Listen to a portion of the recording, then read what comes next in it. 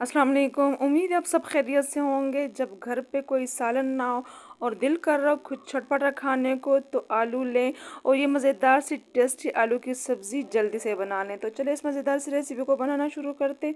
बिस्मिल्लाहिर्रहमानिर्रहीम। यहाँ पे 500 ग्राम मैंने आलू लिए। ये दरमियाने साइज़ के आलू हैं, बड़े वाले आलू ने ना लें आप, उससे ज़रा हमारे जो कतलियों का टेस्ट है अच्छा नहीं आता। तो आपने दरमियाने आलू लेने, अच्छी तरह साफ़ करने के बाद आप इसका छिलका हटा लें और इसको गोल कतलों में काटना है। तो बिल्कुल आपने जो है बारीक भी नहीं काटने और बड़े भी नहीं काटने, तो दरमियाने साइज़ के आपने काट लेने। तो आप देख सकते हैं कि मैंने इसको बिल्कुल बारीक भी नहीं काटा और ना बड़े साइज़ में काटा है, दरमियाने स्लाइसेस में आपने ऐसे ही काटना है। आप देख सकते हैं, बस इतना ही।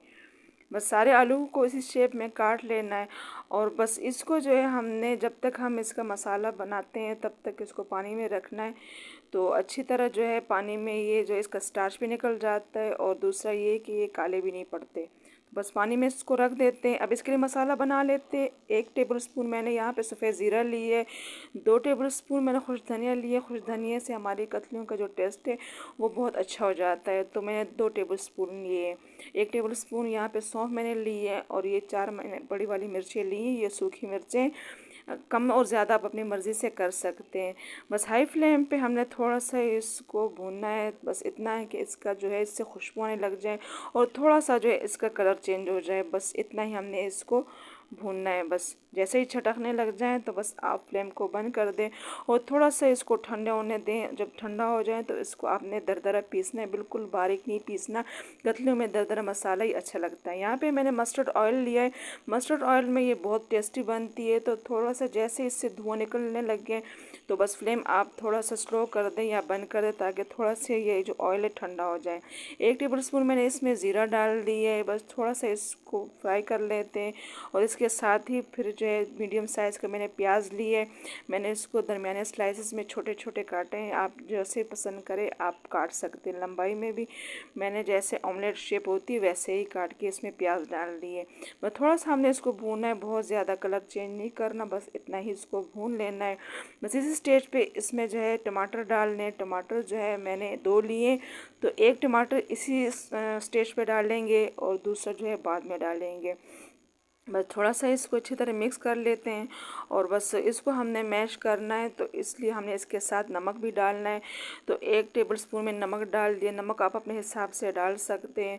नमक से ये होता है कि हमारे जो टमाटर जल्दी मैश हो जाते हैं, जल्दी नरम पड़ जाते हैं। तो बस चंद सेकंड के लिए इस पर ढक्कन रख देते हैं ताकि ये टमाटर ज़रा नरम पड़ जाए। तो बस आप देख सकते हैं टमाटर हमारे जो अच्छे खासे नरम हो चुके हैं। बस चम्मच की मदद से थोड़ा सा इसको हम मैश करेंगे, बहुत ज़्यादा नहीं। कतलों में ये ज़रा साबित साबित ही टमाटर अच्छे लगते हैं। बस चम्मच की मदद से ऐसे मैश कर देना है। तो बस आप देख सकते हैं टमाटर हमारे जो है अच्छे खासे जो है मैश हो चुके हैं और बस इसी स्टेज पे इसमें हमने ये जो हल्दी ली है ये मैंने 1 टीस्पून लिया है और ये डाल लेते हैं। थोड़ा सा मिक्स कर लेते हैं ताकि इसका जो कलर है थोड़ा सा चेंज हो जाए। और इसके साथ ही हमने जो पानी में आलू रखे थे उसका पानी दोबारा हमने साफ़ निकाल देना है और वो सारे आलू इसमें डाल देने हैं। और थोड़ा सा हमने जो है इस मस्टर्ड ऑयल में इसको भूनना है जब तक इसका जो अपना पानी है वो खुश ना हो जाए। तो जब तक मसाला डालेंगे इससे पहले हमने अच्छी तरह ये जो आलू है वो फ्राई करने, क्योंकि इसी से हमारा जो सारा टेस्ट है वो होता है। अगर बाद में हम मसाले के बाद इसको भूनते हैं तो हमारा जो मसाला है वो जल जाता है। तो आप देख सकते हैं आलू का अपना पानी अच्छा खासा खुश्क हो चुका है और ऑयल जो है अलग हो चुका है। तो बस इसी स्टेज पे जो है मसाला हमने दरदरा पीसा है वो डाल लेते हैं। तो ये जितना मसाला मैंने लिया ये 500 ग्राम के लिए काफ़ी है। तो सारा मसाला डाल लेते हैं, अच्छी तरह मिक्स कर देते हैं इस मसाले को।